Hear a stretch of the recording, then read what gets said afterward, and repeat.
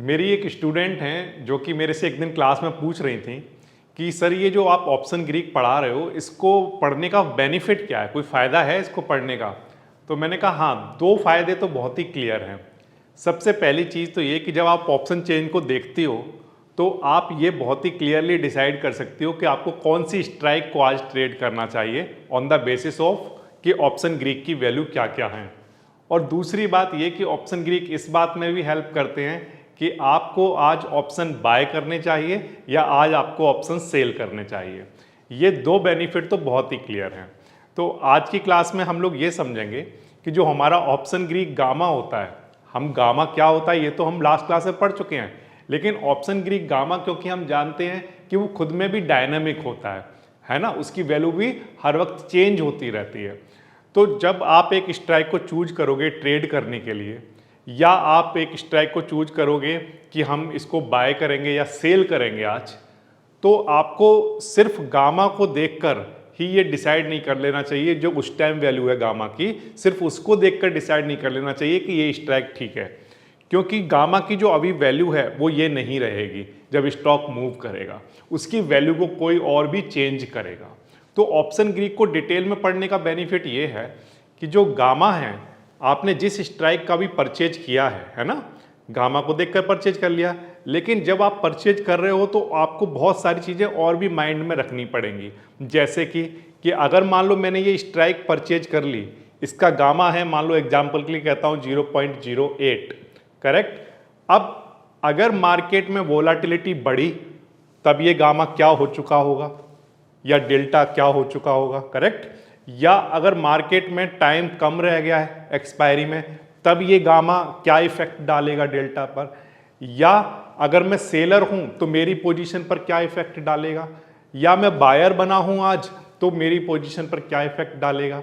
तो गामा के जो इफेक्ट हैं वो गामा की डेफिनेशन से ज़्यादा इंपॉर्टेंट हैं, क्योंकि गामा तो आपको ऑप्शन चेन में दिख जाएगा, आप एक स्ट्राइक चूज भी कर लोगे, लेकिन उसको चेंज कौन कौन करेगा, कैसे कैसे करेगा, और उन सारे चेंजेस को अपनी डायरेक्शन में लेकर आने का तरीका क्या है, बेनिफिट क्या है, वो आप तभी कर पाओगे जब आप उनको डिटेल में समझते होगे। तो हम आज की क्लास में यही समझने की कोशिश करेंगे कि जब एक गामा की वैल्यू चेंज होती है तो ऐसे कौन कौन से फैक्टर हैं जो उस वैल्यू को चेंज कर रहे होते हैं। उनमें से हम लोग डिस्कस करेंगे सबसे पहले कि अगर आपने ऑप्शन को बाय किया है तो गामा आपकी पोजीशन पर क्या इफेक्ट डालता है, अगर सेल किया है तो क्या डालता है। तो पहला हमारा टॉपिक रहेगा, पहला इफेक्ट हम कौन सा देखेंगे, बाय और सेल पोजीशन का, करेक्ट। दूसरा हम लोग देखेंगे मनीनेस, कि एक स्ट्राइक को आईटीएम पर परचेज करना चाहिए, ओटीएम पर, है ना, या फिर एट द मनी ही सबसे बेस्ट है। फिर इसके बाद हम तीसरी बात करेंगे कि जब टाइम टू एक्सपायरी ज़्यादा हो तब ठीक रहता है गामा का जो इफेक्ट है वो टाइम टू एक्सपायरी ज़्यादा हो तब ज़्यादा दिखता है, या पास आ जाता है तब ज़्यादा दिखता है।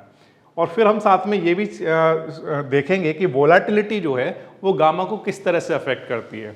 कहीं ऐसा तो नहीं है मार्केट में हमने कोई एक स्ट्राइक ले ली जिसका गामा देखा और हमने सोचा कि ये हमारे डेल्टा को हमारे फेवर में लाएगा, लेकिन हमें साथ में ये भी देखना पड़ेगा कि जो वोलाटिलिटी है वो अगर अचानक से चेंज हो गई तो किस तरह से, चाहे वोलाटिलिटी बढ़ जाए या घटी रहे, किस तरह से मैं अपनी पोजीशन को मैनेज कर पाऊंगा, करेक्ट। तो ये चारों अफेक्ट जो हैं वो बहुत ही इंपॉर्टेंट हैं और इनको डिटेल में पढ़ना चाहिए, और इन्हीं सब की बातें होंगी आज की क्लास में। तो चलिए शुरू करते हैं। कहाँ से शुरू करेंगे, पहले इफेक्ट से। कौन सा है सर पहला effect, role of gamma in buy या सेल पोजीशन। जब भी आप किसी भी पोजीशन के ऊपर हो, चाहे आपने बाय किया हो या सेल किया हो, आपके जो गामा की वैल्यू है वो डिफरेंट होती है। मतलब डिफरेंट होती है, क्या मतलब है सर इस बात का, इस बात का मतलब ये है कि जो गामा होता है वो दो तरह का होता है। अगर आप एक बायर हो तो आपका जो गामा है वो पॉजिटिव गामा दिखाई देगा आपको ऑप्शन चेन में, लेकिन अगर आप बात करें गामा को, अगर आप ऑप्शन चेन में देखोगे तो वो आपको नेगेटिव नहीं दिखाई देगा। याद रखना, मतलब ऑप्शन चेन में गामा नेगेटिव दिखाई नहीं देता, तो आंसर है नो, वो दिखाई नहीं देगा आपको, वो हमेशा पॉजिटिव ही दिखाई देगा। लेकिन ये ध्यान रखना कि ऑप्शन चेन में जो गामा दिया हुआ है, जो कि पॉजिटिव गामा दिया हुआ है, वो गामा बायर्स के लिए है। किसके लिए, बायर्स के लिए। लेकिन जो सेलर होते हैं उनका गामा नेगेटिव होता है। तो सर वो ऑप्शन चेन में दिया क्यों नहीं है, तो तो आंसर है वो देने की जरूरत नहीं है, क्योंकि मान लो आपने एक पॉजिटिव गामा लिया, सपोज करिए 0.04 वाला, करेक्ट, ये पॉजिटिव गामा है, ये आपको वैल्यू दिख जाएगी वहां पर ऑप्शन चेन में। तो ये बायर का पॉजिटिव है, तो यही क्वांटिटी सेलर की अगर हम बात करेंगे तो ये उसके लिए नेगेटिव हो जाएगा। करेक्ट, बात आ गई आपको समझ में? तो एक बार फिर से बताइए बायर का गामा कैसा होता है? तो आंसर सर ऑप्शन चेन में जो दे रखा होता है ना, वो बायर का ही गामा होता है, वो पॉजिटिव दिया होता है, और वो जो जिसने बाय किया है वो गामा इतना, वो पॉजिटिव है, और वही वैल्यू जिसने सेल किया है उसी चीज को, उसके लिए कैसा होगा? नेगेटिव होगा। बिल्कुल आसान है ये, ठीक है।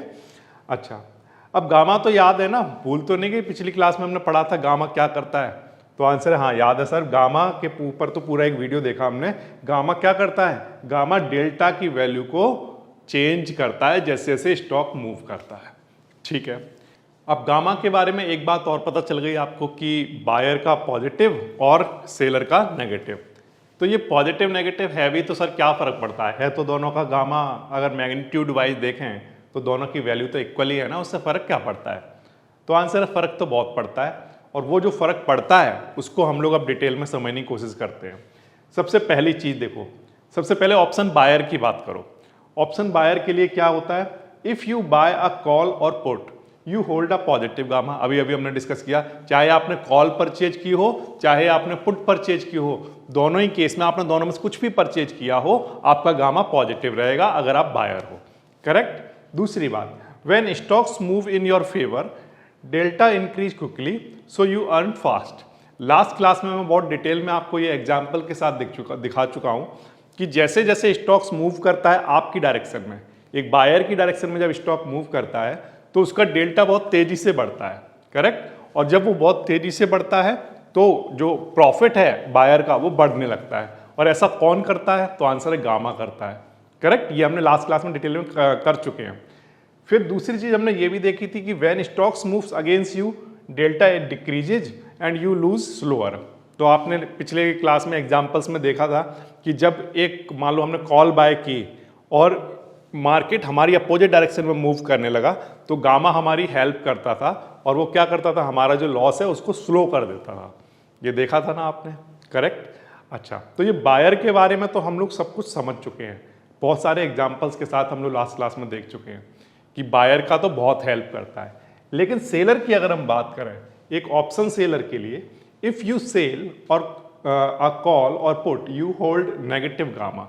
अगर आप मान लो सेलर हो तो सेलर का जो गामा होगा वो कैसा होगा? नेगेटिव होगा, चाहे उसने कॉल को सेल किया हो चाहे उसने पुट को सेल किया हो। इस बात को याद रखना। अब जो सेलर का गामा है वो हमेशा अपोजिट तरह से काम करता है। अपोजिट तरह से काम करता है सर, क्या मतलब है इस बात का?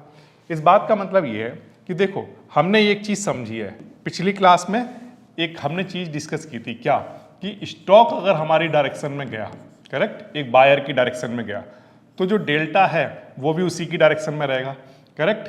तो ये है गामा, गामा की डायरेक्शन और स्टॉक की डायरेक्शन अगर सेम हो गई तो बायर जो होगा, है ना, बायर, उसको क्या होगा? बहुत तेजी से प्रॉफिट होगा, प्रॉफिट फास्ट, ठीक है, फास्टर, बहुत तेजी से प्रॉफिट होगा उसको। तो अगर ऐसा हो रहा है, ऐसा क्यों हो रहा है आप ये सोचो, तो आंसर है कि एक बायर को प्रॉफिट तब होता है जब डेल्टा उसका इंक्रीज होता है। अगर डेल्टा बढ़ने लग गया तो बायर को क्या होगा? प्रॉफिट होगा, क्योंकि डेल्टा ही तो ऑप्शन की वैल्यू को बढ़ाता है। करेक्ट। तो यहां पर उसे प्रॉफिट होने लग गया। लेकिन एट द सेम टाइम इसी सिचुएशन में अगर आप देखो तो जो सेलर होगा, करेक्ट, जो हमारा सेलर है उसको यहां क्या हो रहा होगा?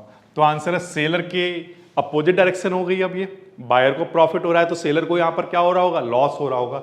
तो उसका जो है वो लॉस होगा, उसको लॉस जो होगा वो भी फास्टर होगा, बहुत तेजी से। ठीक है, इसको हम लोग क्या कहते हैं? गामा ब्लास्ट हुआ। गामा ब्लास्ट होने का मतलब क्या है कि अगर स्टॉक में बहुत बड़ा मूव आया तो डेल्टा बहुत तेजी से चेंज हुआ होगा, गामा ने डेल्टा को ब्लास्ट करा दिया, भाई हम कहेंगे बहुत तेजी से बढ़ा दिया, और बहुत तेजी से बढ़ा दिया तो जो बायर था उसको बहुत तेजी से प्रॉफिट हो गया। एट द सेम टाइम जो सेलर था उसका बहुत तेजी से लॉस हो गया। करेक्ट, इतनी बात आ गई समझ में? तो जो चीजें बायर के लिए प्रॉफिट में हो, एट द सेम टाइम आप सेलर के लिए सोचते जाओ मन में कि अच्छा वो उसके लिए लॉस में हो रही होंगी। करेक्ट। अच्छा, दूसरी चीज हमने एक और देखी थी, क्या कि अगर मान लो हमारा जो गामा है बायर के लिए अगर हम बात करें तो गामा अपनी डायरेक्शन को कभी चेंज नहीं करता, वो पॉजिटिव ही रहता है ना। और मान लो स्टॉक जो है वो इस डायरेक्शन में जाने लग गया, बायर के अपोजिट डायरेक्शन में जाने लग गया। तो अगर स्टॉक अपोजिट डायरेक्शन में जाता है तो आपने पढ़ा था लास्ट क्लास में कि जो गामा है उस स्टॉक को है ना रोकता है, अपोज करता है। अपोज करने की वजह से उसके डेल्टा को डिक्रीज करता रहता है, और डिक्रीज करता है तो इससे फायदा क्या है, इससे फायदा ये होता है कि जो लॉस होगा बायर का, है ना, जो बायर है उसका जो लॉस होगा वो लॉस कैसा होगा, तो आंसर है स्लो होगा। कैसा होगा, स्लो। लेकिन जो सेलर है ऐसा नहीं है उसको जो गेन हो रहे हैं या जो प्रॉफिट हो रहे हैं वो फास्ट हो रहे होंगे, नहीं, लूज स्लो कर रहा है तो उसको सेलर को पैसा भी लूज स्लोली मिल रहा होगा। तो जो गेन की बात करें तो गेन भी कैसा होगा, तो आंसर है स्लो होगा। तो आप सेलर के माइंडसेट से देखो, सेलर को अगर लूज करना हो यहां पर, है ना, तो देखो फास्टर होगा, उसको वो बहुत तेजी से उसको लॉस करता है, उसके पैसे को बहुत तेजी से लॉस होता है जब गामा ब्लास्ट होता है, करेक्ट, जब डेल्टा बहुत तेजी से बढ़ता है। लेकिन अगर स्टॉक बायर की अपोजिट डायरेक्शन में जाने लगे तो उसका लॉस स्लो होता है, लेकिन ऐसा नहीं है कि सेलर को गेन तब फास्ट होने लगता है, नो, कि उसको गेन भी स्लो होता है। तो इसका मतलब ये है कि गामा दोनों ही केस में बायर के लिए बहुत बेनिफिशियल चीज रहती है, सेलर के लिए बहुत ही नुकसान वाली चीज है, हमेशा उसका लॉस ही कराती है। देखो गेन करवा रहा है, जब गेन हो रहा है तो गेन इसका स्लो किसने किया, तो आंसर है गामा ने किया, अपोजिट डायरेक्शन में काम करके, करेक्ट। अगर इसकी डायरेक्शन ऐसी होती मान लो तो क्या करता, ये सेलर का प्रॉफिट करवाता बहुत फास्ट, करेक्ट, क्योंकि दोनों की डायरेक्शन कैसी है, जब इधर सेम थी ना तब बायर को बहुत तेजी से प्रॉफिट हो रहा था। लेकिन गामा क्योंकि हमेशा पॉजिटिव होता है बायर के लिए तो वो हमेशा एक ही डायरेक्शन में काम करता रहता है, तो सेलर को जो गेन होंगे वो भी स्लो होंगे, करेक्ट। इतनी बात आ गई आपको समझ में। तो इसीलिए हमने यहां पर ये लिखा है कि when you stock move against you, अगर आप सेलर हो तो डेल्टा क्या करता है, एक्सेलरेट करेगा।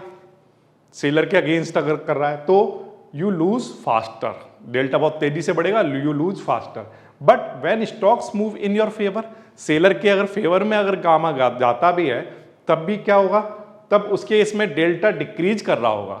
ध्यान रखना, स्टॉक उसी के फेवर में जा रहा है लेकिन डेल्टा क्या हो रहा होगा, डिक्रीज हो रहा होगा, और इससे जो आपका जो गेन्स होंगे वो स्लो हो जाएंगे। तो इस तरह, इसीलिए मैं कहता हूं कि जो ऑप्शन सेलर है ना उसको गामा सबसे ज्यादा परेशान करने वाली चीज होती है। अब इसको मैं एक एग्जाम्पल से समझाता हूं, तब आपको बात थोड़ी सी ज्यादा समझ आएगी। जैसे एग्जाम्पल के लिए मान लो निफ्टी जो है वो 25,000 पर है और ये इसकी एट द मनी स्ट्राइक है, करेक्ट। इस स्ट्राइक का डेल्टा है सपोज करो 0.5 और इसका जो गामा है वो 0.08 है, ठीक है। अब हम देखते हैं कि इस स्ट्राइक के लिए एक ऑप्शन बायर और एक ऑप्शन सेलर की आपस की फाइट किस तरह की होती है, करेक्ट। चलो समझने की कोशिश करते हैं। तो बताओ इस पोजीशन में अगर निफ्टी 25,000 से 25,100 मूव कर गया, कितना, 25,100 पर पहुंच गया, यानी 100 पॉइंट मूव कर गया। अब रियलिटी में अगर आप देखो तो जो निफ्टी है, जब मैं ये इस वीडियो को शूट कर रहा हूं अक्टूबर 2025 में, तब निफ्टी का जो लॉट हुआ करते हैं वो 75 क्वांटिटी मिलती है उसके एक लॉट में। इस बात को ध्यान रखना, हमने कितना परचेज किया, 1 लॉट, और अभी फिलहाल के लिए जो क्वांटिटी मिलती है वो 75 मिलती हैं, ठीक है। तो मैं एक्चुअल में जो निफ्टी में जो क्वांटिटी मिलती है उसी का ही एग्जाम्पल ले रहा हूँ। अब देखो हम लोग क्या करेंगे, सबसे पहले जब ये यहाँ से यहाँ जाएगा तो हमें पता है कि ये जो गामा है उस डेल्टा को चेंज करेगा। कितना चेंज करेगा बताओ, तो आंसर सर ये तो हमने लास्ट क्लास में सीख लिया था कि जो न्यू डेल्टा होता है ना, न्यू डेल्टा वो किसके इक्वल होता है, तो आंसर जो भी डेल्टा की वैल्यू है ना उसमें सर आप ऐड कर दिया करो गामा की वैल्यू, ठीक है, कर दी। अब कितना आया, तो आंसर ये आएगा 0.58, ठीक है, ये हमारा न्यू डेल्टा आ गया। तो क्या इतना बढ़ता है, नहीं नहीं सर, ये हमने सीखा था लास्ट क्लास में, एवरेज निकालना पड़ता है। क्या निकालना पड़ता है, एवरेज। जितना एवरेज डेल्टा होता है ना उतना बढ़ता है ऑप्शन की वैल्यू। तो एवरेज डेल्टा कैसे निकालते हैं, तो आंसर है जो पहले जो स्ट्राइक थी उसका डेल्टा प्लस जो अब जो न्यू डेल्टा आया है ना, वो लिख लो 0.58 और उसको डिवाइड करा दिया करो किससे, 2 से। तो क्या निकल कर आ जाएगा, तो इन दोनों का एक एवरेज निकल कर आ जाएगा कितना आया 0.54, करेक्ट। अब ये जो एवरेज डेल्टा आया है ऑप्शन की वैल्यू में इतना चेंज आएगा। अब ये जो 0.54 है ये हमारे ऑप्शन की वैल्यू में ऐड हो जाएगा, ठीक है। मान लो कि ये जो एट द मनी वाली स्ट्राइक थी, सपोज करो आपने 20 रुपीज में परचेज की थी, करेक्ट। तो अगर मान लो निफ्टी 1 पॉइंट मूव करता तो ये 0.54 इस वैल्यू में ऐड हो जाता, ठीक है, और नया प्राइस कितना होता 20.54। लेकिन सवाल ये है कि अब हमारा जो निफ्टी है वो 1 पॉइंट मूव नहीं किया है, वो 100 पॉइंट मूव किया है। तो बताइए, सिंपल मैथ है, 1 पॉइंट पर अगर 0.54 का बेनिफिट होता है, प्रॉफिट होता है, तो 100 पॉइंट पर कितने का प्रॉफिट होगा एक क्वांटिटी पर। तो आंसर है कि जो नेट प्रॉफिट होगा, नेट प्रॉफिट, ठीक है, वो कितना होगा। तो आंसर है 0.54 एक पॉइंट पर होता है बेनिफिट या प्रॉफिट। तो 100 पॉइंट अगर मूव हुए तो कितना प्रॉफिट होगा। तो आंसर है एक क्वांटिटी पर 54 रुपीज का प्रॉफिट होगा एक क्वांटिटी पर, सही है। तो ऐसे ही आपके पास एक लॉट परचेज किया था ना, ऐसी आपके पास कितनी क्वांटिटी हैं। तो आंसर है सर हमारे पास 75 क्वांटिटी है। कितनी 75। तो यहां पर आप क्या करो ना, आपका जो प्रॉफिट है ना फॉर 1 लॉट वो निकाल लो। फॉर 1 लॉट, 1 लॉट का मतलब कितनी 75 क्वांटिटी के लिए कितना होगा। तो आंसर है 54 हो रहा है एक क्वांटिटी पर, तो ऐसी 75 क्वांटिटी पर कितना होगा, इनका मल्टीप्लाई करा दीजिए। ये कितना बनेगा, ये बन जाएगा कितना बनेगा 4050, ठीक है, इतना बन जाएगा। नाउ इतना रुपीज का प्रॉफिट हुआ होगा किसको, बायर को। तो अगर मैं इसकी समरी लिखूं तो वो समरी कुछ ऐसी दिखाई देगी। क्या हुआ है यहाँ पर, तो आंसर है जो बायर है उसको प्रॉफिट हुआ है, बायर को क्या हुआ है प्रॉफिट, कितना 4050 रुपीज का, ओके। तो जो सेलर है उसको क्या हुआ है, तो आंसर है सेलर को लॉस हुआ है, 100 पॉइंट मूव करने पर उसे 4050 का लॉस हुआ है। तो ये प्रॉफिट में रहा, कौन, बायर प्रॉफिट में रहा और सेलर इतना रुपीज नेगेटिव में हो गया, ठीक है। इतनी बात आ गई आपको समझ में। अब इसके बाद ये तो एक सिनारियो हो गया कि स्टॉक 100 पॉइंट इधर मूव कर गया, किसकी डायरेक्शन में, बायर की डायरेक्शन में। सपोज करो हमने एक कॉल बाय की थी और हमारी डायरेक्शन में 100 पॉइंट मूव कर गया, तो हमें निफ्टी पर 4050 रुपीज का प्रॉफिट हो गया, करेक्ट, और सेलर को इतना लॉस हो गया। लेकिन अगर मान लो सिनारियो चेंज हो जाए, क्या हो जाए कि स्ट्राइक वही थी, हमने कॉल ऑप्शन ही बाय किया था लेकिन निफ्टी हमारे अगेंस्ट चला गया। अगर निफ्टी हमारे अगेंस्ट चला गया 100 पॉइंट ही, तब देखते हैं कि अगर हम बायर हैं तो हमें कितना लॉस होगा और अगर हम सेलर हैं तो हमें कितना प्रॉफिट होगा। इसको समझने की कोशिश करते हैं, ठीक है। तो यहां पर हमने क्या किया, डेल्टा वही है, गामा वही है, केवल 100 पॉइंट इधर आ गया। तो अब जो हमारा न्यू डेल्टा होगा पहले तो उससे कैलकुलेट कर लो। तो न्यू डेल्टा कैसे निकालेंगे, अभी डेल्टा कितना है 0.5। अब स्टॉक हमारी अपोजिट डायरेक्शन में जा रहा है तो गामा उसको क्या कर देगा, कम कर देगा। कितना कम कर देगा, जितनी उसकी वैल्यू है 0.08। तो बताइए आंसर कितना आएगा, इसमें से ये माइनस कराओगे तो ये बन जाएगा 0.42, सही है, इतना आ गया। ये न्यू डेल्टा से अब एवरेज डेल्टा निकाल दो जो एक्चुअल में हमारी वैल्यू में, ऑप्शन की वैल्यू में ऐड होगा। तो एवरेज डेल्टा कैसे निकालोगे, तो आंसर अभी डेल्टा है कितना, मूव करने से पहले 0.5 और मूव करने के बाद एवरेज डेल्टा, न्यू डेल्टा कितना बन गया 0.42, सही है। अब इनको ऐड करके डिवाइडेड बाय 2 करा दो तो आंसर इनका कितना बनेगा, तो ये बन जाएगा 0.46, सही है, ये बन गया। अब 0.46 जो आया है ये हमारे ऑप्शन की वैल्यू में ऐड हो जाएगा। तो अगर मान लो ये एट द मनी आपने 20 रुपीज का बाय किया था कॉल ऑप्शन, क्योंकि आप सोच रहे थे इधर जाएगा मार्केट, लेकिन आपके अपोजिट डायरेक्शन में चला गया, तो अब आपको क्या होगा, लॉस होना स्टार्ट हो जाएगा। तो जो 20 रुपीज का आपने ऑप्शन खरीदा था, है ना, एक क्वांटिटी, ध्यान रखना। तो अगर मान लो ये एक ही पॉइंट मूव करता 25,000 से केवल इधर की तरफ आ जाता 24,999 पर, सिर्फ एक ही पॉइंट मूव करता आपके अपोजिट डायरेक्शन में, तो इतना डेल्टा इसमें से 20 रुपीज में से माइनस हो जाता। लेकिन अभी ये सिर्फ एक पॉइंट मूव नहीं किया है, ये कितना पॉइंट मूव किया है, तो आंसर ये अपोजिट डायरेक्शन में 100 पॉइंट मूव कर गया है। अब क्योंकि 100 पॉइंट मूव कर गया है तो यानी कि हमें जो नेट लॉस हो रहा होगा वो कितने डेल्टा का हो रहा होगा, तो वो आप निकाल दो। फॉर, यहाँ पर लिख लेता हूँ ऐसे, for 100 points move, 100 point move क्या हुआ होगा बोलो? तो आंसर है कि एक पॉइंट पर अगर 0.46 डेल्टा बन रहा है तो 100 पॉइंट मूव करने पर कितना डेल्टा बना होगा? तो आंसर है ये 46 डेल्टा बने होंगे। तो इसका मतलब हमारी जो हमने जितने में भी परचेज किया था ना, उसकी एक क्वांटिटी पर 46 रुपीज़ का लॉस होगा। ठीक है, लेकिन ऐसी कितनी क्वांटिटी खरीद रखी है हमने? तो आंसर है 75, क्योंकि एक लॉट परचेज किया है ना, तो नेट लॉस कितने का हो रहा होगा?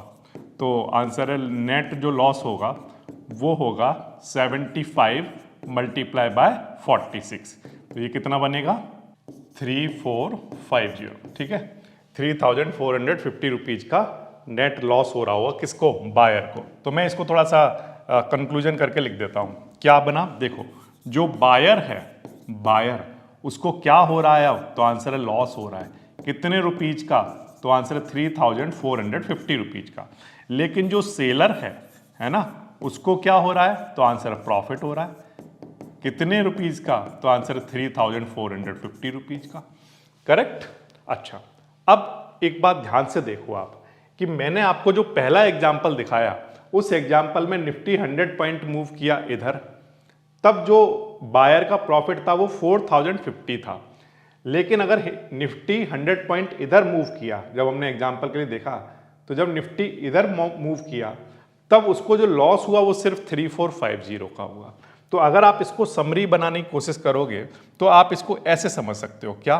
कि देखो, अगर मान लो हम बायर हैं, तो बायर के केस में अगर मार्केट हमारी डायरेक्शन में जाता है, हमारी डायरेक्शन में कितना? 100 पॉइंट, तो हमें प्रॉफिट होता है कितने रुपीज़ का? 4050 का।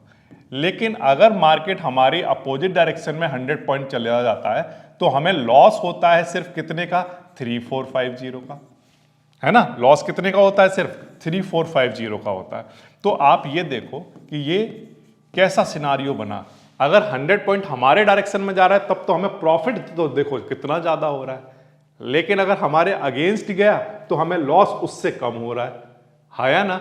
लेकिन सेलर के लिए उल्टा हो रहा है। क्या हो रहा है कि अगर मार्केट उसके अपोजिट डायरेक्शन में गया तब उसका जो लॉस हो रहा है वो तो बड़ा हो रहा है। करेक्ट? लेकिन जो उसको प्रॉफिट हो रहा है जब मार्केट उसी की डायरेक्शन में जा रहा है, तो उसका जो प्रॉफिट हो रहा है वो कम हो रहा है। तो इसीलिए हम कहते हैं कि जो गामा है, ये सब किसने कराया? ये गामा नहीं तो कराया, क्योंकि गामा ने ही क्या किया?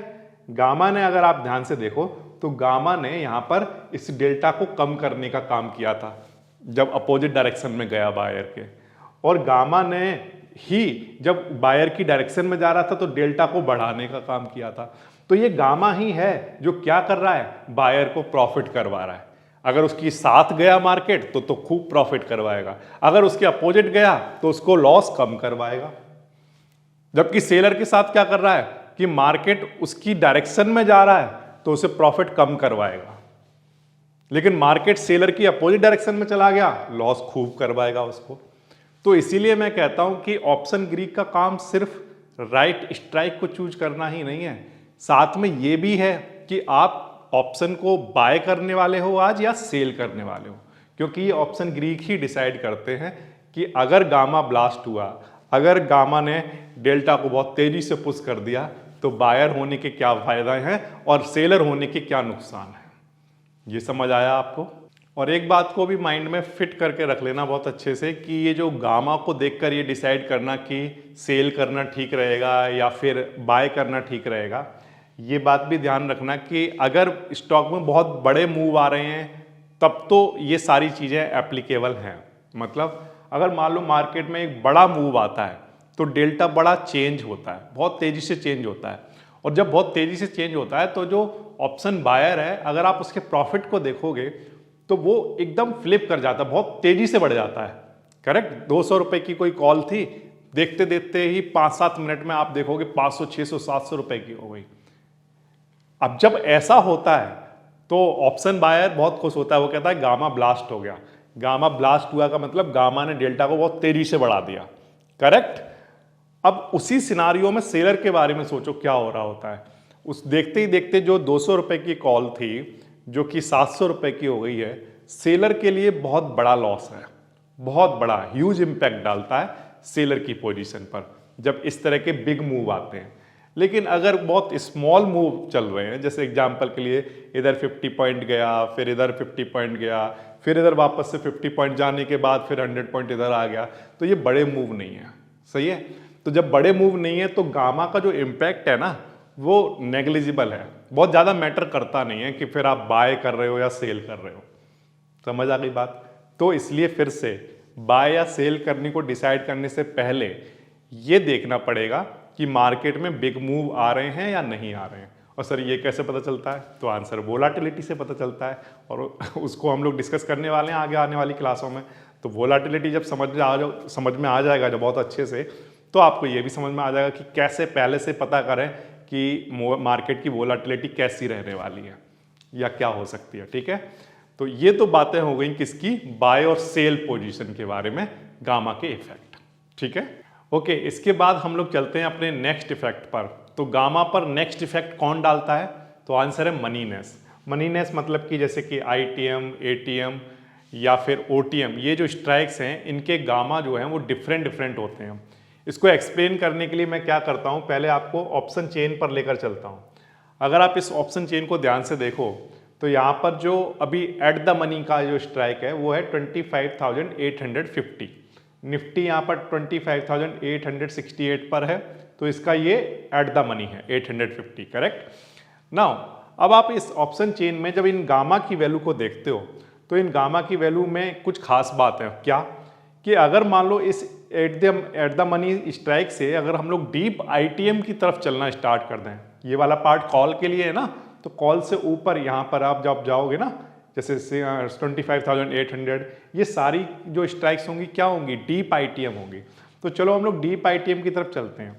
जैसे जैसे मैं डीप आईटीएम की तरफ बढ़ूंगा, आप लोग एक चीज़ नोटिस करना कि यहाँ जो गामा की वैल्यू है ना वो कम होती जाएगी। जैसे यहाँ पर 0012 है, फिर 11 रह गई, फिर 10 रह गई, फिर 9 ही रह गई, फिर 8, 7, 6, 5, 4, और आप देखो कम होती ही चली जा रही है। यहाँ पर आते आते 2 रह गई है। जैसे जैसे डीप आईटीएम जा रहे हैं वैसे वैसे गामा की वैल्यू देखो 0.0001 ऑलमोस्ट किसको अप्रोच कर रही है, लगभग 0 की वैल्यू को ही अप्रोच कर रही है। तो इसका गामा आप देख रहे हो कितना ज़्यादा छोटा है, बहुत ज़्यादा छोटा है। ठीक है, किसका, डीप आईटीएम का। ये देख लिया आपने। अब इसके बाद मैं आपको चलो लेकर चलता हूँ किस पर, कि एटीएम से अगर हम डीप ओटीएम की तरफ बढ़ें तब क्या होगा। तो कॉल ऑप्शन के लिए जो 25,850 से ज़्यादा वाली जितनी भी स्ट्राइक्स होंगी वो सब कुछ क्या होंगी, ओटीएम होंगी। तो अगर चलो हम इसमें डीप ओटीएम की तरफ चलें तब देखते हैं कि गामा की वैल्यू में क्या चेंजेस आ रहे हैं। तो यहाँ से मैं इसको ऊपर की तरफ करूँगा, डीप ओटीएम की तरफ लेकर जाऊँगा। आप लोग गामा पर ध्यान देना कि देखो यहाँ 13 है, उसके बाद 12 रह गया, फिर 11 रह गया, फिर 10, फिर 8, 7, 6, 4, 3, 2, और ये देखो कम होता जा रहा है। तो हम लोग जैसे जैसे डीप ओटीएम की तरफ बढ़ रहे हैं, इधर भी हम देखें तो गामा जो है वो बहुत छोटा होता चला जा रहा है। और लास्ट में आते आते अगर आप ध्यान दो तो यहाँ पर गामा कितना हो चुका है, 0 हो चुका है। दिख रहा है आपको, यहाँ पर गामा क्या हो गया, 0 हो गया। इसी तरह से अगर आप डीप आईटीएम में जाओ तो डीप आईटीएम में भी एक टाइम ऐसा आएगा कि यहाँ पर 1 से ऊपर की तरफ जाओगे तो गामा आपको 0 मिलेगा। गामा 0 होने का मतलब तो आप समझते हो ना क्या होता है। गामा 0 होने का मतलब हो गया कि वो डेल्टा को पुश ही नहीं कर रहा है। तो जब हम ऑप्शन चेन को देखते हैं तो एक बात समझ में आती है, क्या कि जो डीप आईटीएम है ना, उसका डेल्टा तो हम जानते हैं 1 के इक्वल होता है। किसके इक्वल होता है, 1 के। डीप आईटीएम का डेल्टा 1 के इक्वल होता है और डीप ओटीएम का डेल्टा 0 के इक्वल होता है। सही है। तो वहां पर जो गामा की वैल्यू है वो इतनी छोटी छोटी क्यों है, मतलब 0 क्यों है। तो आंसर है कि जब डीप आईटीएम की बात की जाती है कॉल ऑप्शन के लिए, चाहे हम डीप आईटीएम की बात करें या डीप ओटीएम की बात करें, दोनों ही केस में अगर मार्केट में वेरी स्मॉल मूव आ रहे हैं तो जो आईटीएम की स्ट्राइक है, डीप आईटीएम, उसके ऑप्शन की वैल्यू में कोई चेंज नहीं आता है।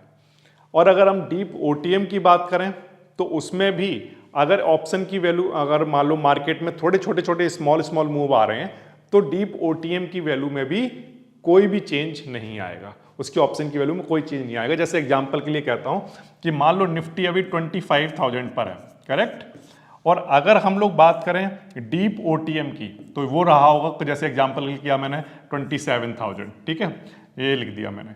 और इधर की तरफ मैं आ जाता हूं तो मान लो जैसे सिर्फ एग्जांपल के लिए लिख रहा हूं 23,000, करेक्ट। तो ये सब क्या हैं, तो आंसर है ये है डीप आईटीएम, करेक्ट। और इसकी अगर हम बात करें तो ये क्या है, तो आंसर है डीप ओटीएम, कॉल ऑप्शन के लिए, करेक्ट। तो हमें जानते हैं कि अब पिछली क्लास में पढ़ के आए हैं कि जो डीप आईटीएम होते हैं उनके डेल्टा 1 के इक्वल हो जाते हैं, और जो डीप ओटीएम है उनके डेल्टा 0 के इक्वल होते हैं लगभग, करेक्ट। तो इनका अगर मान लो 25,000 से निफ्टी 25,100 हो गया, है ना, या 24,900 हो गया, कितने कितने पॉइंट का मूव हो रहा है, तो आंसर है 100 पॉइंट का इधर और 100 पॉइंट का इधर हो रहा है। तो आप क्या उम्मीद कर रहे हो कि जो गामा है वो इन स्ट्राइक पर क्या इफेक्ट लेकर आएगा, तो आंसर कोई इफेक्ट नहीं लेकर आएगा। क्यों? क्योंकि यहां पर जो इनका जो डेल्टा होगा ना, वो डेल्टा कितना रहा होगा, तो आंसर इसका 0 रहा होगा। अगर डेल्टा 0 है तो क्योंकि इन पर कोई इफेक्ट ही नहीं आ रहा, इससे क्या पता चलता है कि गामा की वैल्यू भी बहुत छोटी रही होगी, कितनी, तो आंसर है 0, ठीक है। इसी तरह से जब यहां पर हमने देखा कि वेरी वेरी स्मॉल मूव आ रहे हैं, छोटे छोटे मूव आ रहे हैं, तब इस केस में जो डीप आईटीएम है जिसका डेल्टा 1 है, तो वो 1 से ज्यादा थोड़ी बढ़ जाएगा, गामा उसको बढ़ाएगा थोड़ी, 1 से ज्यादा कैसे बढ़ सकता है, करेक्ट। तो उस केस में उसका जो गामा होगा वो कितना होगा, तो आंसर अगर डेल्टा 1 है, सोचना आप ध्यान से, अगर डेल्टा क्या है 1 है, तो यहां पर जो गामा की वैल्यू होगी वो क्या रही होगी, तो आंसर 0 रही होगी, क्योंकि ये 1 से ज्यादा इसको पुश कर नहीं सकता। तो स्मॉल मूव होने पर यहां पर कुछ भी नहीं होगा, कोई चेंज नहीं आएगा। इसी तरह से यहां पर डेल्टा 0 है तो यहां पर भी गामा क्या रहा होगा, तो आंसर है 0 रहा होगा, 0 से और छोटा नहीं कर सकता डेल्टा, ठीक है। ये बात आ रही समझ में, और ना इसकी डेल्टा की वैल्यू को बढ़ाएगा, अगर ये बढ़ रहा है 100 पॉइंट्स ओनली, तो 27,000 बहुत दूर है, उसमें कुछ भी नहीं हो रहा होगा। ये समझ आ गया आपको।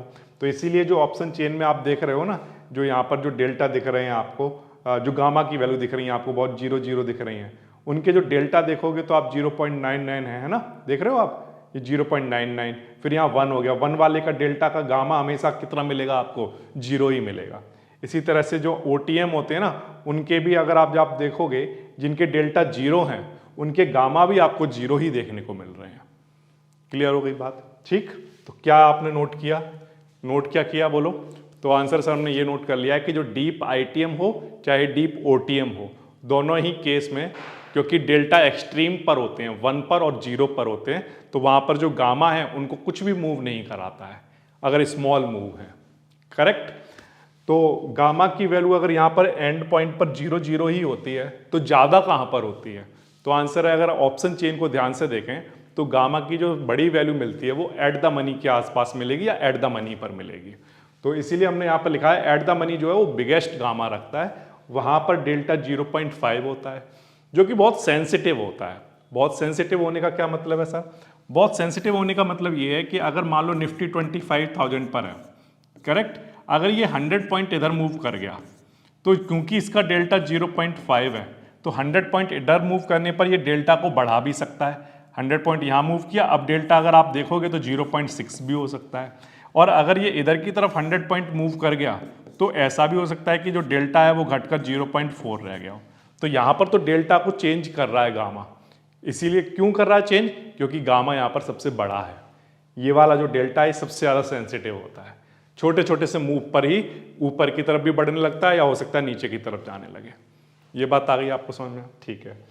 लेकिन एक खास बात है क्या, कि जो एट द मनी है ना, इसके आप गामा को चेक करते हैं हम लोग कितना मिलता है, देखो ध्यान से समझने की कोशिश करना। यहाँ पर जो एट द मनी है वो ये है, ठीक है, इसका गामा आप देखो कितना है 0.0013। अब इससे ऊपर की जो स्ट्राइक है और इससे नीचे की जो स्ट्राइक है, उन दोनों से ये गामा जो है वो क्या है, बड़ा है, करेक्ट। तो वो तो सर आप कह ही रहे हो कि एट द मनी पर सबसे ज्यादा होता है, वो दिख भी रहा है इस ऑप्शन चेन में कि सबसे बड़ा है, करेक्ट। या इधर की तरफ आप आ जाओ तो यहाँ पर भी आप देखोगे कि पुट ऑप्शन के लिए भी ये सबसे बड़ा है एट द मनी पर। लेकिन कई बार आप ये देखोगे कि क्या होता है कि ऑप्शन चेन मान लो आप देख रहे हो तो आप ये देखोगे कि एट द मनी वाला जो गामा है ना वो बड़ा नहीं है, उससे आसपास वाली कोई स्ट्राइक का गामा ज्यादा बड़ा है at the compare to at the money. क्या मतलब है सर इस बात का, इस बात का मतलब मैं ये कह रहा हूं कि जैसे मैंने आपको यहां पर बोला कि 25,000 एट द मनी है, करेक्ट, तो तो इसका जो गामा है वो सबसे बड़ा है। अभी हमने ऑप्शन चेन में देखा तो इसका गामा कितना दिख रहा था, 0013 दिख रहा था, सही है। और इधर वाली जो स्ट्राइक है, जैसे एग्जांपल के लिए 24,900 है ना, उसको आपको गामा कितना देखने को मिल रहा है, तो 0.0012। और इधर की तरफ जाओ जैसे 25,100, तो उस पर गामा कितना देखने को मिल रहा है, तो इस पर भी 0.0012 मिल रहा है। तो अभी तो फिलहाल जो हमने ऑप्शन प्राइस देखा, ऑप्शन चेन जो देखी, उसमें एट द मनी पर ज़्यादा था। लेकिन कई बार आप ऑप्शन चेन में ऐसा भी देखोगे कि ज़्यादा 25,000 वाला नहीं है, उसके आसपास वाला कहीं पर ज़्यादा है। मतलब मैं ये कह रहा हूँ कि कई बार आपको ऑप्शन चेन में ये देखने को मिल सकता है कि 25,100 जो कि एट द मनी नहीं है, उसका गामा 0.0013 है, जबकि एट द मनी का कितना है, 0.0012 है। ऐसा भी देखने को मिल सकता है। तो फिर आप बाद में कभी ये मत सोचना कि अरे सर तो कह रहे थे कि एट द मनी पर ज़्यादा होता है, लेकिन ये तो ऑप्शन चेन कुछ और ही बता रही है। अभी फिलहाल मैंने हालांकि आपको दिखाया कि एट द मनी पर सबसे ज़्यादा होता है गामा, है ना, लेकिन ये हमेशा ऐसा देखने को नहीं मिलता। कई बार ये चेंज भी हो जाता है और आसपास वाली स्ट्राइक पर देखने को मिलता है कि वो ज़्यादा है। ठीक है, तो ऐसा क्यों होता है? तो इसका आंसर ये है कि जो ऑप्शन की प्राइसिंग की जाती है और जो गामा की वैल्यू है जो डिसाइड की जाती है, वो किसके बेसिस पर की जाती है? तो आंसर है कि ऑप्शन का प्राइस बहुत सारी वैल्यू पर डिपेंड करता है। जैसे हमने पिछली क्लासों में पढ़ा है, जब हमने ब्लैक सोल मॉडल की बात की थी, तो हमने वहाँ पर देखा था कि ऑप्शन की प्राइसिंग वोलाटिलिटी पर डिपेंड करती है, इंटरेस्ट रेट पर डिपेंड करती है, टाइम टू एक्सपायरी पर डिपेंड करती है, डिविडेंड पर डिपेंड करती है, और भी बहुत सारे फैक्टर्स होते हैं।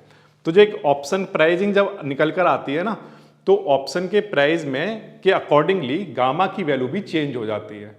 तो वोलाटिलिटी क्या करती है, उसको चेंज कर देती है, और जरूरी नहीं है कि एट द मनी पर गामा सबसे बड़ा दिखाई दे, वो उसके आसपास वाली किसी स्ट्राइक पर भी बड़ा हो सकता है as compare to at the money.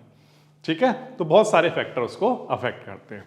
So what is the affect of moneyness on the gamma, बताइए।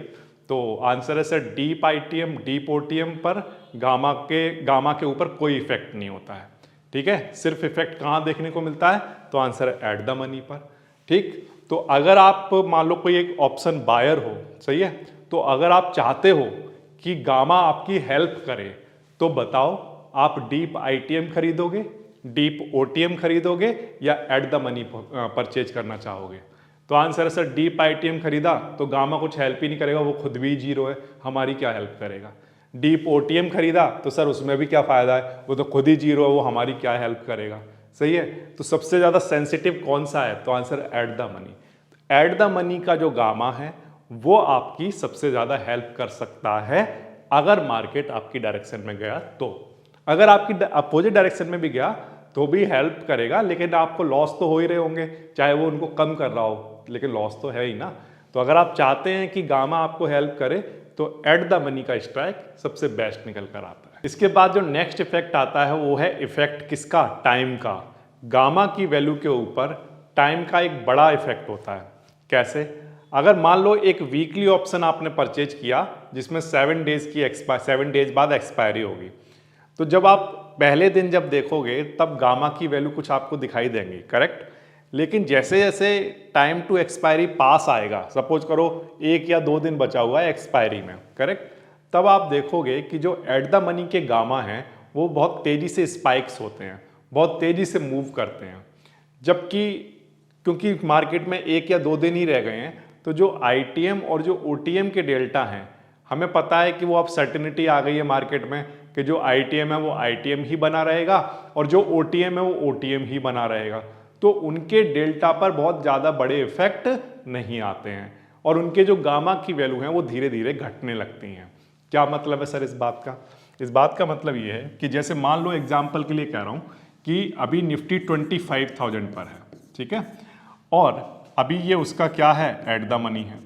तो अभी जब मान लो एग्जाम्पल के लिए कहते हैं कि एक्सपायरी में अभी 7 डेज बचे हैं, वीकली ऑप्शन है और आज पहला दिन है, तो कितने दिन बचे हुए हैं? तो मैं सिर्फ एग्जाम्पल के लिए लिखता हूँ कि जैसे मान लो आज है 20 अक्टूबर, ठीक है, और ये जो ऑप्शन एक्सपायर होगा, एग्जाम्पल के लिए मैंने लिख दिया है कि 27 अक्टूबर को ये एक्सपायर हो जाएगा, ठीक है।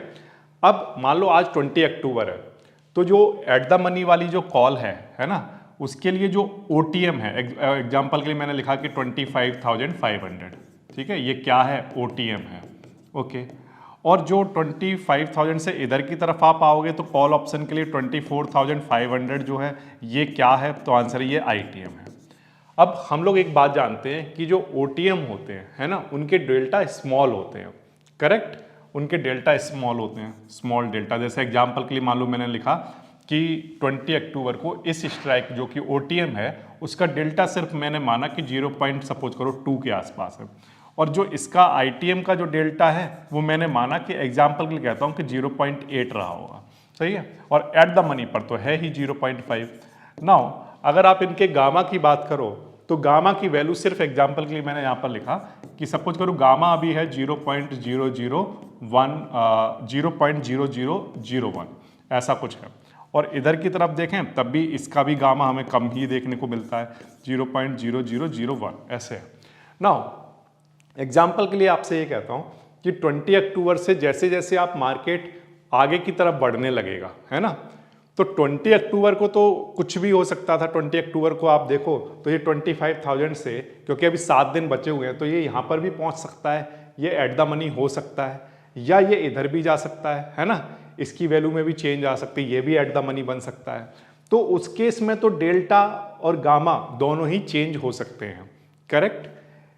क्यों? क्योंकि अभी यहाँ पर अनसर्टेनिटी है इन स्ट्राइक्स पर, ध्यान रखना, इन स्ट्राइक्स पर 20 अक्टूबर को क्या है, अनसर्टेनिटी है। अनसर्टेनिटी का मतलब है ये कुछ भी हो सकता है, इधर भी आ सकता है, इधर भी आ सकता है। तो 20 अक्टूबर का तो ये सिनारियो है। लेकिन जैसे जैसे टाइम बीतता जाएगा, तो मान लो एग्जाम्पल के लिए कहता हूं कि 26 अक्टूबर आ गया। अब जब 26 अक्टूबर आया होगा तब क्या होगा, तो आंसर अब तो एक ही दिन बचा हुआ है एक्सपायरी में। तब अगर मान लो निफ्टी 26 अक्टूबर को भी 25,000 पर ही है, तब अब इन स्ट्राइक्स पर सर्टेनिटी बढ़ गई होगी। किस चीज की सर्टेनिटी बढ़ गई होगी? कि जो OTM है वो OTM ही रहेगा, जो ITM है जो वो ITM ही रहेगा। जब निफ्टी इन 5 या 6 दिनों में 25,000 पर ही रहा, उसके आसपास ही रहा, तो अब एक दिन में तो ये कहाँ 500 पॉइंट मूव करेगा इधर या इधर। तो अब क्या बढ़ गई इन स्ट्राइक पर? सर्टेनिटी बढ़ गई कि ये OTM ही बना रहेगा और ये ITM ही बना रहेगा। इसलिए जो इसका गामा है, मान लो एग्जांपल के लिए मैं कहता हूं कि चलो ये स्टार्टिंग में 2 भी रहा हो, या चलो थोड़ा और बड़ा ले लेते हैं हम अपने एग्जांपल के लिए। मान लो मैं कहता हूं कि ये यहाँ पर 5 था स्टार्टिंग में, ठीक है, ये 5 था और ये 5 था स्टार्टिंग में, मतलब 20 अक्टूबर को मान लो यहाँ पर 5 लिखा हुआ था। फिर जब अगर मान लो निफ्टी यहीं घूमता रहा, तो आप देखोगे कि जो गामा की वैल्यू है वो घटने लगेगी, ये 4 हो गया। फिर आप देखोगे अगले दिन अगर निफ्टी यहीं घूम रहा है तो ये 3 होने लग गया, फिर आप देखोगे ये 2 होने लग गया, फिर ये आप देखोगे कि 1 होने लग गया। अब एक दिन बचा हुआ है ना, तो सर्टेनिटी बढ़ती जा रही है कि ITM ही रहेगा, और ITM का जो गामा है वो क्या होने लगता है, तो आंसर 0 होने लगता है। तो इसलिए ये किसकी तरफ बढ़ रहा होगा गामा, तो मूव टुवर्ड्स 0। इसी तरह से सेम काम यहाँ पर भी हो रहा होगा कि 20 अक्टूबर को भले ही आपको यहाँ पर 5 दिख रहा हो लिखा, फिर यहाँ पर 4, फिर 3, फिर 2, फिर 1, तो ये भी किसकी तरफ मूव कर रहा होगा, 0 की तरफ। तो इसलिए मैं कहता हूँ कि जब टाइम टू एक्सपायरी पास आता है तो गामा की वैल्यू किसकी तरफ मूव करने लगती है, 0 की तरफ। लेकिन जो एट द मनी की स्ट्राइक है वो 20 अक्टूबर को भी सेंसिटिव थी, करेक्ट, उसका डेल्टा 0.5 था, वहां पर कुछ भी हो सकता था इधर उधर जाना। और जब एक्सपायरी में एक दिन बचा हुआ है तब भी अनसर्टेनिटी उस पोजीशन पर बनी ही रहेगी। क्यों बनी रहेगी? क्योंकि ये 25,000 से इधर भी मूव कर सकता है, इधर भी मूव कर सकता है। तो इसका जो डेल्टा है ना, वो 0.5 से 0.67 कुछ भी हो सकता है इधर, या 0 इधर की तरफ बढ़ भी सकता है या घट भी सकता है। तो इसके लिए जो गामा होते हैं ना इसके, वो जैसे जैसे एक्सपायरी पास आती है वो ब्लास्ट होना स्टार्ट हो जाते हैं, वो बहुत तेजी से बढ़ना स्टार्ट हो जाते हैं, या तो इधर या इधर। मतलब आप ये कह रहे हो कि जो स्मॉल मूव आएंगे उसमें भी गामा की वैल्यू तेजी से बढ़ रही होगी, तो आंसर है यस। अगर स्मॉल मूव भी आ रहे होंगे और एक्सपायरी पास में, स्मॉल मूव के लिए भी गामा क्या करेगा, बहुत तेजी से बढ़ेगा, या तो इधर की तरफ जाने की कोशिश करेगा या इधर की तरफ जाने की कोशिश करेगा, लेकिन गामा की वैल्यू क्या हो रही होंगी, बढ़ रही होंगी। लेकिन हाँ, इन स्ट्राइक जो कि दूर की स्ट्राइक है उन पर कुछ भी नहीं हो रहा होगा, वहां पर गामा 0 ही अप्रोच कर गया होगा। ये समझ आया आपको? तो इसीलिए मैंने यहाँ पर लिखा है कि eight the money gamma increases sharply near expiry while ITM OTM gamma drops. तो जब एक्सपायरी पास आने वाली हो, मान लो आपके पास एक ही दिन बचा हुआ है एक्सपायरी पर, और उस दिन आपने अपना ट्रेड इनिशिएट किया, उस दिन आपने परचेज किया या सेल किया, ठीक है, तो मैं आपसे एक क्वेश्चन पूछता हूँ कि मान लो एक ही दिन एक्सपायरी में बचा है, तो बताओ डीप आईटीएम या डीप ओटीएम परचेज करोगे? तो आंसर सर कोई फायदा ही नहीं उनको परचेज करने का। क्यों? क्योंकि वहाँ पर गामा जीरो हो रहे हैं, यहाँ पर भी गामा जीरो हो रहे हैं, तो उनको परचेज करने का कोई फायदा नहीं है। इसलिए फायदा कहाँ पर है? एट द मनी पर बेनिफिट हो सकता है अगर आप एक बायर हो, करेक्ट। तो वहाँ पर वो सबसे ज़्यादा सेंसिटिव है, तो वहाँ पर तो आपको गामा हेल्प कर रहा होगा, बहुत तेज़ी से स्पाइक कर रहा होगा। ये समझ आया आपको? तो अब आपको ये बात समझ में आ गई होगी कि जब टाइम टू एक्सपायरी कम रह जाता है तो उस केस में एटीएम वाली स्ट्राइक्स पर ही ज़्यादा गामा का इफेक्ट देखने को मिलता है। तो अब लेकिन ये मत करना कभी भी कि सिर्फ टाइम टू एक्सपायरी को आप देखो तो गामा के बारे में कुछ डिसाइड कर लो, ये कभी नहीं करना है। मतलब सर, मतलब मैं ये कह रहा हूँ कि जब टाइम टू एक्सपायरी पास रह गया मान लो, करेक्ट, तो जो एट द मनी वाली जो स्ट्राइक है आपको लग रहा है कि ये बढ़िया है क्योंकि आईटीएम और ओटीएम पर तो कुछ होगा नहीं गामा का इफेक्ट, लेकिन मैं ये कह रहा हूँ कि टाइम टू एक्सपायरी कम रह गया हो और वोलाटिलिटी हाई हो। क्या हाई हो? वोलाटिलिटी हाई हो, तो एट द मनी को परचेज करने का के कंपैरिजन में हो सकता है ओटीएम या आईटीएम को परचेज करना ज़्यादा बेनिफिशियल हो। क्या मतलब है सर इस बात का? तो इसको समझने के लिए हमें समझना पड़ेगा effect of volatility on gamma. तो उसको हम लोग समझने की कोशिश करते हैं। क्या इफेक्ट होते हैं वोलाटिलिटी का गामा पर? जैसे मान लो एग्जांपल के लिए कि हम कहते हैं कि इफ वोलाटिलिटी इंक्रीज। अब मान लो टाइम टू एक्सपायरी तो बेसिक थे, चलो एक ही दिन रह गया है, टाइम टू एक्सपायरी क्या है? एक दिन, करेक्ट। अब आपने कहा कि सर ने तो कहा था कि एट द मनी पर ही गामा के स्पाइक्स आते हैं, तो चलो एट द मनी परचेज कर लेते हैं। लेकिन मैं ये कह रहा हूँ कि सिर्फ टाइम टू एक्सपायरी देखकर ही आपको काम नहीं करना है मार्केट में। कैसे काम करना है? टाइम टू एक्सपायरी को भी देखना है और उसके साथ ये भी देखना है कि वोलाटिलिटी कितनी है। तो चलो मान लेते हैं कि वोलाटिलिटी बढ़ गई, टाइम टू एक्सपायरी एक ही दिन में है लेकिन वोलाटिलिटी मार्केट में बढ़ गई है। अगर वोलाटिलिटी बढ़ गई तब क्या होगा? तो आंसर है कि एग्जाम्पल के लिए कहते हैं कि ये सपोज करो 25,000 पर है अभी निफ्टी, करेक्ट। ये अभी क्या है? एट द मनी है। अब कॉल ऑप्शन का अगर हम एग्जांपल लें तो यहाँ पर जो 25,500 है वो रहा होगा ओटीएम, करेक्ट, और जो 24,000 सपोज करिए 500 है वो क्या रहा होगा? आईटीएम। ये बात हम जानते हैं और हम ये भी सीख चुके हैं अब तक की क्लासों में कि यहाँ पर जो डेल्टा होगा वो लगभग 0.5 के इक्वल होगा, करेक्ट, और यहाँ पर जो डेल्टा होगा वो क्या रहा होगा? तो आंसर यहाँ पर डेल्टा इससे बड़ा रहा होगा। तो कुछ एग्जाम्पल के लिए लिख लेते हैं, चलो 0.7, और इसका गामा हमने माना कि ये है अभी क्योंकि एक ही दिन बचा है एक्सपायरी में तो बहुत छोटा गामा देखने को मिल रहा होगा, तो ये हमने चलिए लिख लिया 0.002। सिमिलरली यहाँ पर जो डेल्टा होंगे वो कम होंगे, कितने हैं अभी? तो मैंने माना कि चलो 0.3 है और गामा की वैल्यू एग्जाम्पल के लिए लिखता हूँ 0.002 है। तो अभी ये सिनारियो है, टाइम टू एक्सपायरी 1 डे बचा हुआ है, 1 डे टू एक्सपायर। अब अगर मैं आपको जितना आपने अभी तक समझा तो उसके हिसाब से तो आपको ये लग रहा होगा कि इनको और इनको परचेज करने का कोई बेनिफिट नहीं है, इसी को परचेज करना चाहिए, करेक्ट। लेकिन अगर मैं कहता हूं कि अगर आप वोलाटिलिटी की बात करें तो सपोज करो कि वोलाटिलिटी जो है वो पहले दिन, वोलाटिलिटी जो है वो पहले दिन मतलब 20 अक्टूबर को एग्जाम्पल के लिए कहता हूं कि 10% थी, सही है। लेकिन जब एक दिन एक्सपायरी में रह गया है तब वहां पर हमने देखा कि वोलाटिलिटी बढ़ गई है। कितनी हो गई है? कि सपोज करो 20% हो गई है, सही है। अगर वोलाटिलिटी बढ़ गई है 20% हो गई है तो उस केस में ये बात ध्यान रखना क्या कि जो एट द मनी है वो इधर भी जा सकता है, क्योंकि वोलाटिलिटी बढ़ने का मतलब मार्केट में बड़े बड़े मूव आने स्टार्ट हो गए हैं। तो एट द मनी वाला इधर भी जा सकता है और एट द मनी वाला इधर भी जा सकता है। अगर एट द मनी वाला इधर गया, ठीक है, अगर मार्केट इधर की साइड में मूव कर गया तो ये क्या बन जाएगा कॉल ऑप्शन का? तो आंसर है सर ये आईटीएम बन चुका होगा। याद रखना इस बात को, ये क्या बन गया होगा? आईटीएम, अगर मार्केट यहां पहुंच गया, सही है। अब ये आईटीएम बन गया तो इसका डेल्टा क्या होगा? 1 को अप्रोच करेगा, सही है। अगर इसका डेल्टा 1 को अप्रोच करेगा तो 1 वाले डेल्टा जो होते हैं उनका गामा बताओ कितना होता है? तो आंसर सर 0 होता है।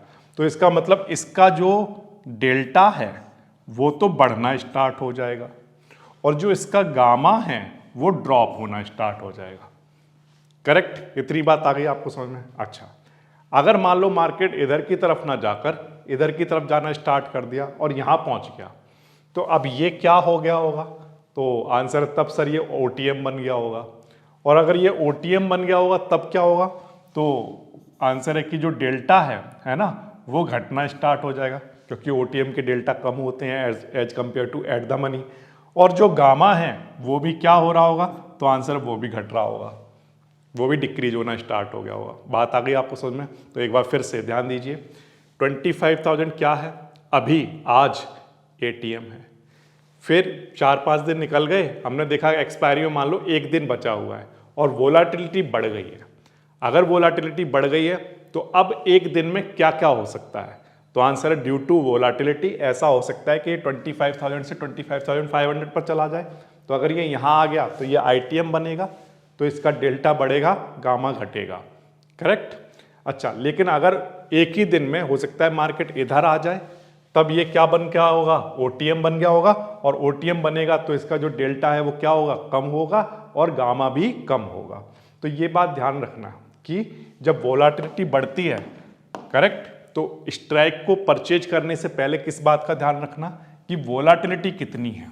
अगर वो बढ़ रही है तो दो चीज़ें होंगी, क्या कि अगर ये वाली स्ट्राइक ITM बनी तो ये सिचुएशन बनेगी, और अगर ये मार्केट इधर आ गया तो ये OTM बनेगा, तो ये सिचुएशन बनेगी। ठीक, अब दोनों ही केस में क्या हो रहा है? हमारा जो गामा है वो क्या हो रहा है? ड्रॉप हो रहा है। तो जो एट द मनी का जो गामा था, वॉटेवर जो भी वैल्यू रही हो, मान लो एग्जांपल के लिए कहता हूँ कि उसकी जो वैल्यू है वो हाईएस्ट रही होगी, कितना 0.0012, उससे दोनों ही केस में, चाहे ये ITM बने चाहे OTM बने, दोनों ही केस में उसकी वैल्यू क्या होने लगेगी? ड्रॉप होने लगेगी। और अच्छा, अब मान लो एग्जांपल के लिए कहता हूँ कि ये मान लो मार्केट इधर चला गया होगा, तो जो OTM वाली जो स्ट्राइक है उसका क्या हुआ होगा? तो आंसर है वो ATM बन गई होगी। और जब वो ATM बनी होगी तो एट द मनी का आपको पता है कि गामा जो है वो बढ़ा होता है, तो उस केस में इसका जो गामा है वो बढ़ना स्टार्ट हो गया होगा। सही है? या अगर मान लो ये यहाँ आ गया तो ये ATM बन गया होगा, तो इसका जो गामा है, इसका गामा भी क्या हो गया होगा? बढ़ना स्टार्ट हो गया होगा। तो आप कंक्लूजन क्या निकाल रहे हो? कंक्लूजन ये निकाल रहे हैं कि अगर वोलाटिलिटी ज़्यादा है तो या तो ये ATM बनेगा या ये ATM बनेगा। ये ATM बना तब भी हमारा गामा इंक्रीज होगा, अगर ये ATM बना तब भी हमारा गामा इंक्रीज होगा, या इन दोनों में से कोई भी ATM बने लेकिन हमारा जो अभी ATM है उसका गामा हर हाल में क्या होगा? ड्रॉप हो जाएगा। ये बात आ गई आपको समझ में? तो बेसिकली हो क्या रहा है? तो आंसर है जिसका ज़्यादा गामा था वो कम हो रहा है, जिसका कम था वो ज़्यादा हो रहा है। सही है? तो बेसिकली क्या हो रहा है कि यहाँ पर जो गामा है वो स्प्रेड हो रहा है। हम क्या कहेंगे कि गामा को क्या कर दिया? वोलाटिलिटी ने स्प्रेड कर दिया। क्या मतलब है सर इस बात का? इस बात को थोड़ा समझने की कोशिश करो कि मान लो अगर मार्केट में वोलाटिलिटी लो है, ठीक, तब उस केस में क्या होता होगा? तब उस केस में अगर आप ध्यान से देखो, इसका जो ग्राफ दिखाई देगा ना, वो आपको इसका ग्राफ कैसा दिखाई देगा वो बनाने की कोशिश करता हूँ। जैसे मान लो मार्केट में वोलाटिलिटी लो है, अगर वोलाटिलिटी लो है तो क्या होगा? तो आंसर है कि जो गामा की वैल्यू हैं वो लो वैल्यू देखने को मिलेंगी। कहाँ पर? डीप ITM पर, यहाँ पर लिख देता हूँ, डीप ITM पर, ठीक है, और डीप OTM पर, ये डीप OTM पर, दोनों जगह पर गामा की वैल्यू लो देखने को मिलेंगी, 0 के आसपास होंगी। तो इनका जो ग्राफ बनाओगे अगर आप, तो इनका ग्राफ कैसा दिखाई देगा? तो आंसर इनका ग्राफ सर ऐसा दिखाई देगा, ये, ठीक। और ये जो सबसे हाईएस्ट वैल्यू है, जो पीक वैल्यू है, वो पीक वैल्यू कहाँ पर देखने को मिलेगी? तो आंसर है यहाँ पर। अगर आप देखो तो ये क्या रहा होगा? एट द मनी रहा होगा। करेक्ट? इतनी बात आ गई समझ में? ये जो मैंने ग्राफ बनाया है, किसके लिए बनाया है? जब वोलाटिलिटी कैसी थी? लो वोलाटिलिटी। ठीक है, इतनी बात तो सर समझ में आ गई। अब मान लो मैं कहता हूं वोलाटिलिटी बढ़ेगी, वोलाटिलिटी बढ़ती है तो क्या होता है? तो आंसर है जो गामा है वो ड्रॉप होने लगता है। एट द मनी का गामा क्या हो रहा है? ड्रॉप हो रहा है। और जो OTM और जो ITM है उनके गामा क्या हो रहे हैं? तो आंसर है इंक्रीज हो रहे हैं। क्यों हो रहे हैं इंक्रीज? क्योंकि या तो वो ATM बनने वाला है इसलिए इंक्रीज हो रहा है, या तो ये ATM बनने वाला है इसलिए इंक्रीज हो रहा है। तो जो एटीएम है उसका गामा तो ड्रॉप होना शुरू होगा और इन दोनों के गामा बढ़ना स्टार्ट होंगे।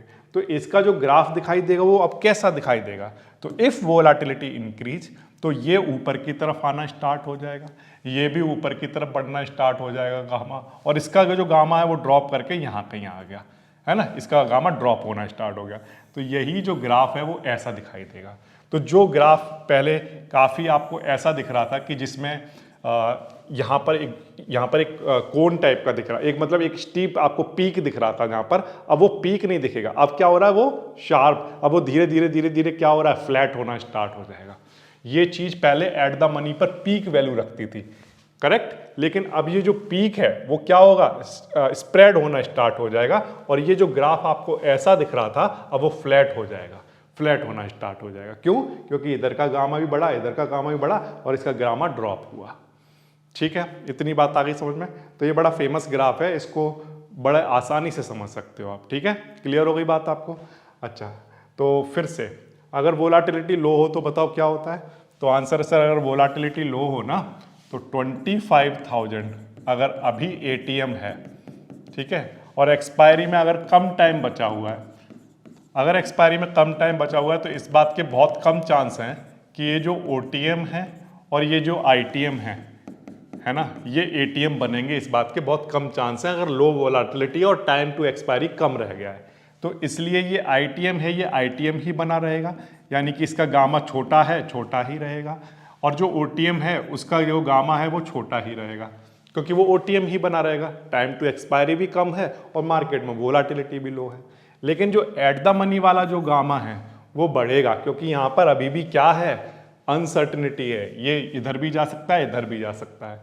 तो इसका ग्राफ कैसा दिखता होगा, तो आंसर है कि सर ये जो आपने पहले बनाया ना ये वाला ग्राफ किसके लिए, लो वोलाटिलिटी के लिए, जहाँ पर डीप आईटीएम और डीप ओटीएम दोनों के गामा कम देखने को मिलते हैं और एट द मनी का ज़्यादा देखने को मिलता है। और ये वाला जो ग्राफ आपने बनाया जो कि फ्लैट हो गया था, ये आपने किसके लिए बनाया है, तो आंसर है ये वाला जो ग्राफ है ये हाई वोलाटिलिटी के लिए बनाया गया था। दोनों का टाइम टू एक्सपायरी सेम है, ठीक है, हाई वोलाटिलिटी। ठीक, हाई वोलाटिलिटी के केस में क्या हो रहा था, ये जो गामा था ये बढ़ रहा था डीप ओटीएम और आईटीएम का, और ये जो एटीएम है उसका ड्रॉप हो रहा था। ठीक है, तो इस तरह से इनका ग्राफ दिखाई देता है। लेकिन सर इस ग्राफ को पढ़ने का फ़ायदा क्या है, इसको पढ़ने का फ़ायदा है, देखो मैं बताता हूँ आपको। जब आप ऑप्शन चेन देखो, मान लो एक दिन एक्सपायरी में बचा हुआ है, time to expiry very close है, ठीक है, तो आपको क्या देखना है मार्केट में, अगर आप एक बायर हो तो आपको क्या देखना है कि एक्सपायरी पास में हो और वोलाटिलिटी लो हो। वोलाटिलिटी क्या देखा करो, लो वोलाटिलिटी और एक्सपायरी पास में हो। तो एट द मनी के केस में क्या होगा, तो आंसर है वो जो सेलर है ना उनके लिए बहुत डेंजरस होती है ये चीज़, क्या कि एक्सपायरी पास आ गई हो और वोलाटिलिटी क्या हो, लो हो, तो वो सेलर के लिए डेंजरस होगा। क्यों? क्योंकि अगर वोलाटिलिटी लो हो और एक्सपायरी पास आ गई हो तो ये ग्राफ क्या कह रहा है, ये ग्राफ कह रहा है कि अगर नियर एक्सपायरी के लिए ये दोनों ग्राफ बनाए गए हैं, किसके लिए बनाए गए हैं, नियर एक्सपायरी के लिए, तो उस केस में मैं ये कहता हूं कि नियर एक्सपायरी के केस में लो वोलाटिलिटी के लिए एट द मनी के जो गामा है वो पीक पर होते हैं। कहां पर, पीक पर।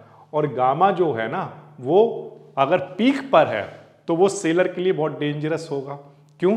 क्योंकि उसकी जो पीक है वो और ज़्यादा पीक हो सकता है एट द मनी पर, है ना। वहाँ पर क्या हो सकता है कि एट द मनी वाला जो पीक वाला जो गामा है वो क्या कर सकता है, इधर भी पीक कर सकता है, इधर भी, मतलब कि बहुत तेज़ी से इधर भी बढ़ा सकता है एट द मनी वाली स्ट्राइक को, या इधर भी बढ़ा सकता है। तो जो सेलर है ना उसके लिए एक बड़ा लॉस होने के चांस होते हैं जब वोलाटिलिटी लो हो और एक्सपायरी पास में हो। जबकि जो बायर है उसके लिए ये बढ़िया कैसे है, ग्रेट कैसे लिखा आपने, वो इसलिए लिखा है कि मान लो निफ्टी 25,000 पर है, करेक्ट, एक्सपायरी में मान लो कहता हूं कि मैं 1 या 2 दिन बचे हुए हैं, अब एक्सपायरी क्लोज हो गई और मार्केट में वोलाटिलिटी कैसी है, लो है। अगर वोलाटिलिटी लो है तो एट द मनी का जो गामा होगा वो पीक पर होगा, सही है। वो क्या करेगा, अपने आप को पीक पर ले जाने की कोशिश करेगा, तो वो स्पाइक करेगा, या तो बहुत तेजी से इस डायरेक्शन में बढ़ेगा या तो इधर की डायरेक्शन में बढ़ाएगा एट द मनी को। तो उस केस में क्या होगा कि अगर वो इस डायरेक्शन में बढ़ा रहा है तो कॉल ऑप्शन परचेज करने पर एक हैवी प्रॉफिट होने के चांस रहेंगे बायर के लिए, अगर आपने मूव को कैच कर लिया तो। करेक्ट? या अगर इस डायरेक्शन में उसने गामा ने क्या किया, एट द मनी को इस डायरेक्शन में बहुत तेजी से बढ़ाया, तो अगर पुट ऑप्शन बाय कर लिया और अगर आपने मूव को कैच कर पाए अगर, तो पुट ऑप्शन बाय करने पर हैवी प्रॉफिट होने के चांस इधर रहते हैं बायर को। तो यहाँ पर फिर से वही बात आती है कि अगर मान लो डायरेक्शन पता हो, ठीक, और लो मान लो मैं कहता हूँ वोलाटिलिटी या टाइम टू एक्सपायरी पास आ गया है और डायरेक्शन अगर पता हो, तो किसको बेनिफिट है, बायर को या सेलर को? तो आंसर है बायर को बेनिफिट है। क्यों? क्योंकि उस केस में अगर आप सेल भी कर रहे हो और आप कहते हो कि चलो मुझे डायरेक्शन भी पता है, तो आपको पता है कि आपको गेन जो है वो बड़े नहीं करवाता है। कौन? गामा बड़े गेन नहीं करवाता है, लेकिन गामा अगर बड़े गेन करवाता है तो वो बायर को करवाता है। तो अगर बायर को डायरेक्शन पता हो, उसे पता हो कि गामा किस डायरेक्शन में स्पाइक करने वाला है, तो अगर उसने कॉल ऑप्शन बाय कर लिया तो उसको बड़ा प्रॉफिट दिलवाएगा गामा।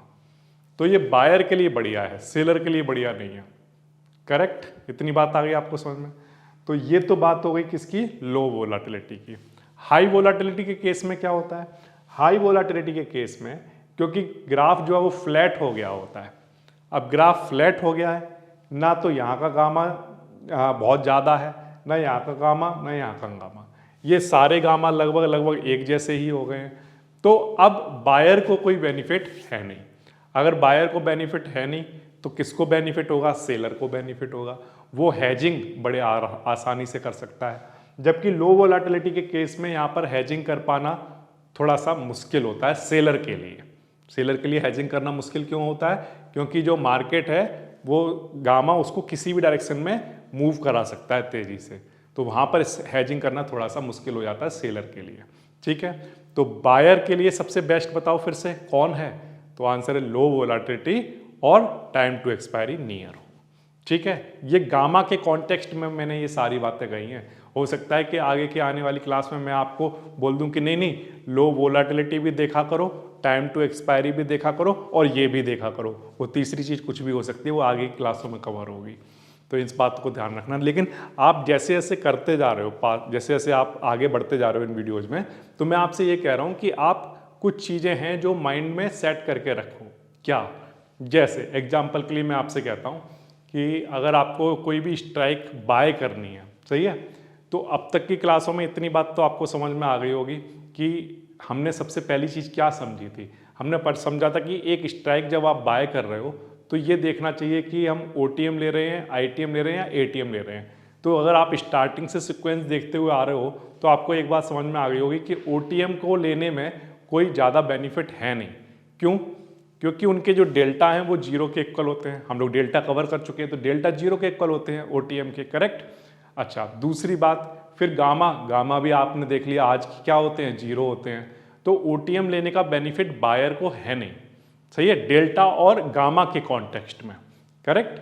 लेकिन हाँ, यही वोलाटिलिटी के कॉन्टेक्स्ट में जब हम लोग बातें करेंगे, जब हम लोग वोलाटिलिटी पढ़ेंगे, तब मैं हो सकता है आपसे कहना स्टार्ट कर दूं कि OTM को खरीदने के फायदे हैं on the basis of volatility. Correct? लेकिन अब तक तो क्योंकि हमने 2 ही टॉपिक कवर किए हैं, क्या क्या, डेल्टा कवर किया है और गामा कवर किया है। तो डेल्टा और गामा तो यही कह रहा है कि अगर वोलाटिलिटी मार्केट में है नहीं बहुत ज़्यादा, करेक्ट, तो उस केस में क्या होगा, OTM को परचेज करने के ज़्यादा बेनिफिट है नहीं। ये समझ आया आपको? तो ये तो इफेक्ट हो गए किसके, गामा के, है ना। गामा के ऊपर कौन कौन इफेक्ट डालता है, मनीनेस डालता है, टाइम डालता है, बाय सेल, ये सारे इफेक्ट जब आप एक बार सामने रखते हो तब आपको बात समझ में आती है कि OTM और ITM के कंपैरिजन में एट द मनी वाला जो स्ट्राइक है वो लो वोलेटिलिटी पर बायर को बेनिफिट देता है। तो अब तक की क्लासों में हम लोगों ने क्या किया, 2 बेनिफिट देखे बायर के। एक तो बायर के पास राइट टू बाय होता है, वो बाय करने का राइट है उसके पास कि अगर उसे लॉस हो रहा हो तो वो ऑप्शन को बाय करे या ना करे एक्सपायरी पर। दूसरा हमने देखा कि जो ऑप्शन ग्रीक गामा है वो बायर के लिए ही जैसे बना हो, उसी का ही बेनिफिट करवाता है, चाहे मार्केट उसकी डायरेक्शन में जाए या उसकी अपोजिट डायरेक्शन में जाए तो उसको लॉस कम कराता है। तो गामा और राइट टू बाय, ये 2 चीज़ें आपने देख ली, बायर के लिए बहुत बेनिफिशियल हैं। अब जो सेलर हैं वो थोड़े से निराश हैं, वो कह रहे हैं सारे बेनिफिट बायर के ही हैं तो हमें क्या बेनिफिट है। तो आंसर है कि एक ऐसा ऑप्शन ग्रीक जिसके बेसिस पर ही सेलर मार्केट में सालों से पैसा बना रहे हैं, उसको हम लोग पढ़ेंगे नेक्स्ट क्लास में। डिटेल में बात करेंगे कि जब टाइम डिके होता है, जब टाइम टू एक्सपायरी पास होता है, तो बायर का बेनिफिट तो हो सकता है, लेकिन टाइम टू एक्सपायरी पर सेलर के लिए भी एक बड़ा बेनिफिट मार्केट में पहले से ही बैठा हुआ है। उस बेनिफिट का नाम है थीटा। उसकी बात हम नेक्स्ट क्लास में डिटेल में करेंगे और उसके इफेक्ट को भी समझेंगे कि कौन कौन से फैक्टर हैं जो थीटा को भी इफेक्ट करते हैं। आई होप आपको ये वीडियो पसंद आई हो, ये ग्राफ समझ में आया हो कि कैसे बनाया जाता है। बड़ा फेमस ग्राफ है और बड़े आसानी से इसको समझा जा सकता है। अगर आपको वीडियो अच्छी लगी हो तो इसको शेयर जरूर करना, हर जगह फैला देना।